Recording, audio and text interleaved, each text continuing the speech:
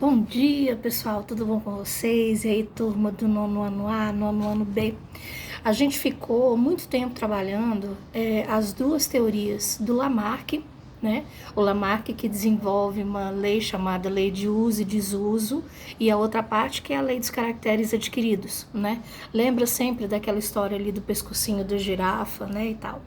E a gente viu muito também sobre o Darwin. O Darwin falava sobre a seleção natural e sobre a questão do indivíduo que estava mais bem adaptado, ser um indivíduo que pudesse gerar descendentes. Por quê? O indivíduo que não estava bem adaptado, muito provavelmente ele não ia sobreviver. Então, para a gente falar agora de neodarwinismo, eu queria voltar com vocês lá na questão do Darwin. Então, o Darwin ele falava sobre a questão da seleção natural e sobre a questão da adaptação. Ele sabia, ele não conseguia entender porque as espécies apresentavam diferenças. Só para vocês terem uma ideia, o Darwin morreu em 1882. A descoberta da genética dos genes foi feita por Mendel depois de 1900. Então, Darwin ele realmente não tinha acesso ao conhecimento da genética. E ele deixou duas perguntas que ficaram sem respostas, né? Ele não sabia explicar, então, por que alguns indivíduos apresentavam essas diferenças, tá? Mais tarde, depois da descoberta da genética, a gente descobriu que essas diferenças genéticas, elas são causadas por uma questão de variabilidade genética. É uma questão de mutação, tá? Mas na época ele não soube explicar. E ele não soube explicar também como que as características daquele indivíduo melhor adaptado passava para os seus descendentes. Mais tarde, depois que Mendel faz os seus estudos, a gente entendeu também que isso tem a ver com genética. É o que a gente chama de recombinação genética, tá? Só para vocês terem uma ideia, como eu falei para vocês, o Darwin morreu em 1882 e a teoria do Mendel, ela veio sendo feita de 1900 até 1920, tá ok? Então, a gente vai começar a estudar agora a teoria sintética ou neodarwinismo. Ela tem esses dois nomes, tá ok? Teoria sintética ou neodarwinismo. Quando a gente fala neodarwinismo, significa dizer um darwinismo novo, que vem responder aquelas duas perguntinhas que eu falei para você, que o Darwin não sabia. Quais são essas perguntas? Por que existem espécies e dentro da mesma espécie você tem diferença? Que hoje é explicado pela mutação genética, e por como que essas características dos indivíduos mais bem adaptados passam para os filhos. Hoje a gente explica através da genética, que é a recombinação genética, tá? Só para vocês terem uma ideia, quando Darwin fez esses estudos, muita gente não acreditava na teoria exatamente porque ele não conseguia explicar. E ele morreu tentando defender a teoria dele, mas sem conseguir explicar esses dois pontos principais.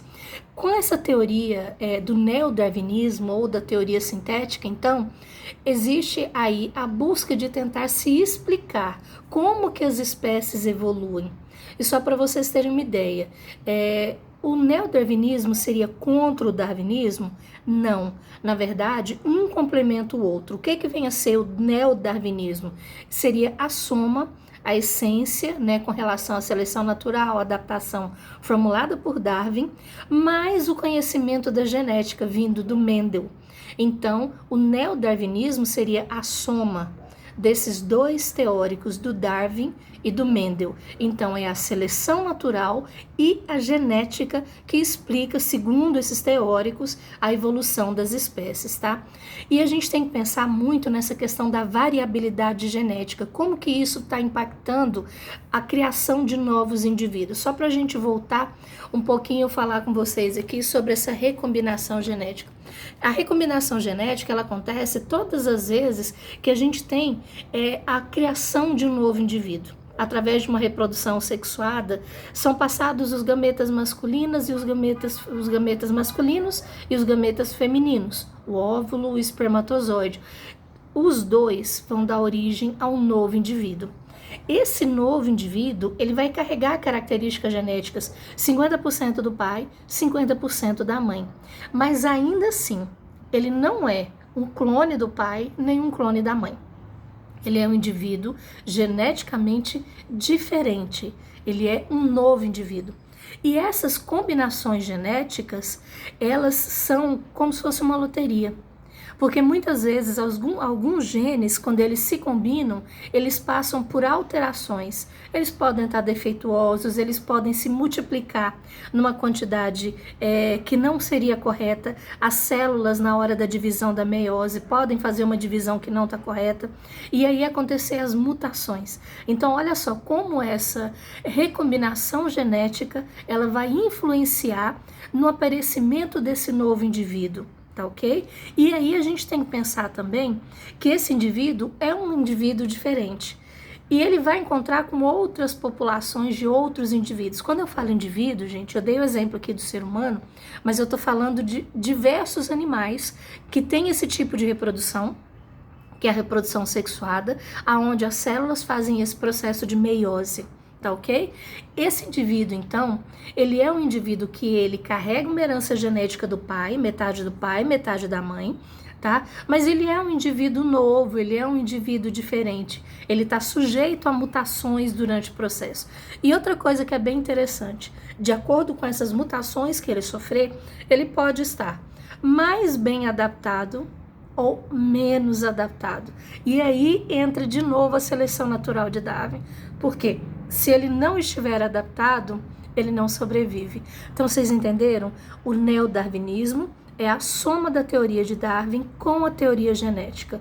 As duas teorias formam o neodarwinismo, que também é chamado de teoria sintética, aonde você tem a questão dessa variabilidade genética, tá? Da recombinação sendo afetada pela mutação, mas também tendo influência da seleção natural e da adaptação do indivíduo. Nós vamos passar esses próximos 15 dias falando especificamente de neodarwinismo. Convido vocês a não perder nenhuma aula. Participem. Beijo, queridos, obrigada pela atenção e a gente continua lá, tem material e o restante desse mês de junho a gente vai falar de neodarwinismo. Beijos, até mais, obrigada.